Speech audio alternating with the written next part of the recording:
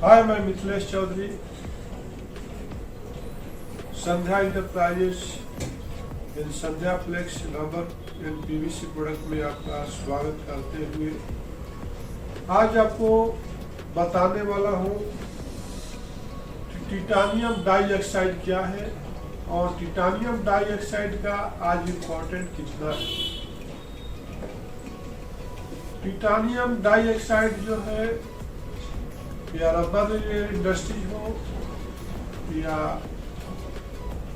PVC product industries हो, दोनों में पिगमेंट के रूप में इसका यूज किया जाता है। उस सब्जेक्ट पर जाने से पहले आइए हम आपको थोड़ा ब्रेन टॉनिक देते हैं, आपको बूस्ट देते हैं। आज हमें बूस्ट की जरूरत है, इंजॉयमेंट की जरूरत है। काम तो डेली करते हैं, लेकिन काम करते करते लाइफ में हर एक घंटे पर आपको एक बूस्ट की जरूरत पड़ती है, एक एनर्जी ड्रिंक की जरूरत पड़ती है। और आपको एक जो कानों से सुनते हैं वो भी एक तरह से एनर्जी का ही काम करता है, जो अच्छे से सुनते हैं। तो कोई भी लक्ष्य इंसान के साहस से बड़ा नहीं होता, कोई भी लक्ष्य इंसान के साहस से बड़ा नहीं होता। हारा वही जो लड़ा नहीं होता। मेरे दोस्त, कोई भी लक्ष्य इंसान के साहस से बड़ा नहीं होता और हारा वही जो लड़ा नहीं होता। अगर आप लड़ने से पहले ही हार जाते हो तो आपको साहस की जरूरत है। हर साहसी इंसान कभी हारता नहीं है। साहस से बड़ा कोई भी लड़ाई नहीं है। जिस बिजनेसमैन में अकेले चलने का हौसला होता है, जिस बिजनेसमैन में अकेले चलने का हौसला होता है, एक दिन उनके पीछे लाखों लोगों का काफिला होता है। समझ में आया मेरे दोस्त? जिस बिजनेसमैन में अकेले चलने की हौसला होता है, एक दिन उनके पीछे लाखों लोगों का काफिला होता है। आप समझ सकते हो, जिंदगी भेड़ बकरियों के झुंड बना के चलने के लिए नहीं होती है। एक भेड़ जिस कुएं में कूदती है, सारे भेड़ उसके पीछे कूद जाती है। तो हम इंसान है और इंसान को हमेशा जन्म लेते ही अकेला ही जन्म लिया है और मरेगा भी अकेला। इस बीच के जो गैप जो है, इस बीच के जो जर्नी है, अकेला ही लड़ने के लिए होता है। अकेला ही लड़ते रहोगे, अकेला ही डिसीजन लेते रहोगे तो लाइफ आपको काफी रोमांटिक बन जाती है। आइए हम बात कर रहे हैं टिटानियम डाइऑक्साइड क्या है। तो टिटानियम डाइऑक्साइड क्या, चाहे वो कोई वस्तु हो या कोई पदार्थ हो या कोई तरल वस्तु हो, आपको लास्ट वीडियो में बताए थे कि जो वस्तु जो होती है 3 तरह की से 4 तरह की होती है। एक जो है आपका गैस जो फॉर्म में आती है, एक लिक्विड फॉर्म में आती है, एक सॉलिड फॉर्म में आती है। ये 3 तरह की वस्तुएं होती है। तो आपने देखा कि ये 3 तरह की जो वस्तुएं होती है, उसमें से एक पाउडर फॉर्म में आने वाली जो वस्तु है, पदार्थ जो है, मटेरियल है, उसको टिटानियम डाइऑक्साइड के नाम से जाना जाता है।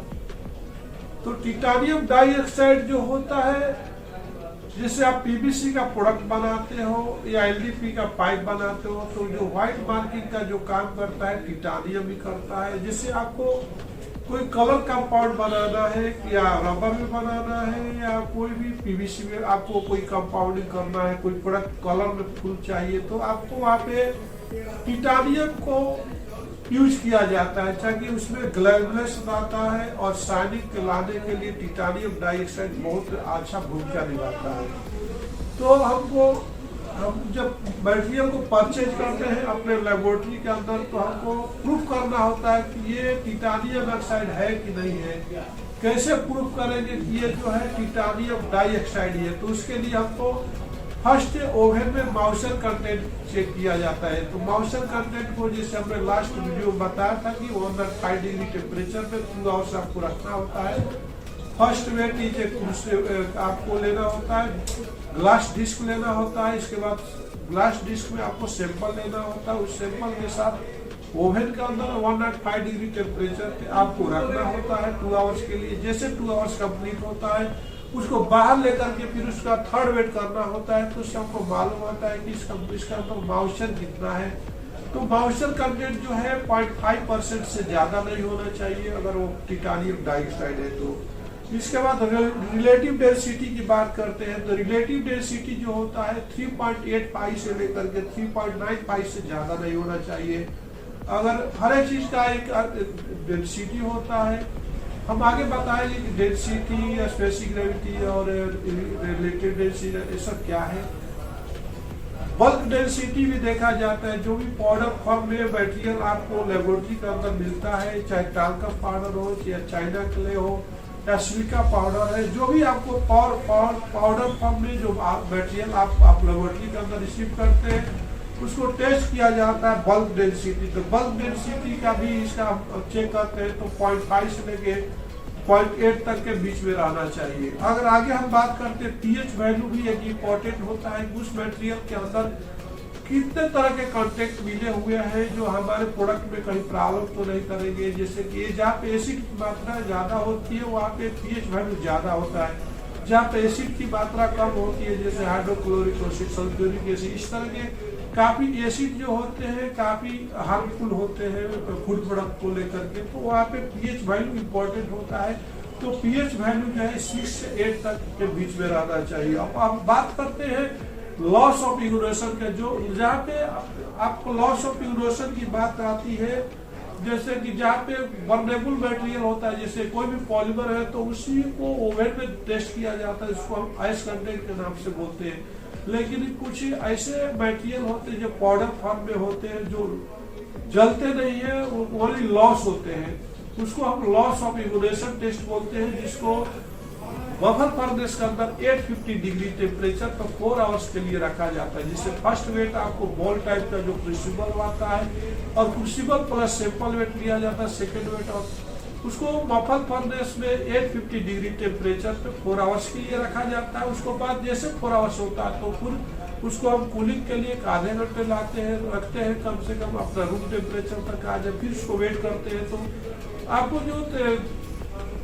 जो थर्ड वेट आता है, तो थर्ड वेट जो आता है, थर्ड वेट में से सेकंड वेट माइनस करने के बाद डिवाइडेड बाई जो उसका मटेरियल का वेट रहता है, तो आपको लॉस ऑफ इग्नोरेशन टेस्ट मालूम होता है और आइस कंटेंट मालूम होता है। जिससे तो आपने देखा कि इसका लॉस जो है 5% से ज्यादा लॉस नहीं होना चाहिए टिटानियम का।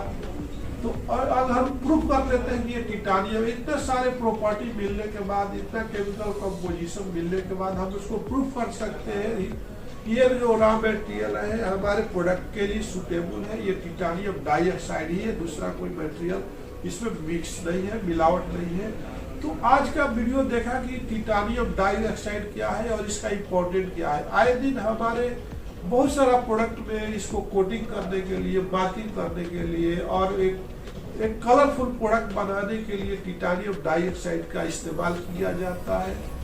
तो इसी के साथ मैं अपना वीडियो को विराम देता हूं। आप हमारे साथ बने रहिए, आपको बहुत सारा वीडियो लेकर आते रहेंगे। इसके पहले शायद आप हमारा मोबाइल नंबर आप लिख लीजिए 9652998932 9550921831 और हमारा जो mail I D Sandhya rubber@gmail.com और दूसरा जो मेल आई डी है संध्या flex2020@gmail.com। हमारा वेबसाइट है www.sandhyaflex.com और www.sandhyaflexnumber.com। इसी के साथ हमारा कुछ मार्केटिंग टीम का ही नंबर लिख लीजिए 8919488523 and my mail ID is sandhyaflexmarketing20@gmail.com 7386347865। मेरा mail ID sandhyaflexreporting@gmail.com 6304766851 and the email ID is sandhyaenterprisesmarketing@gmail.com. Right.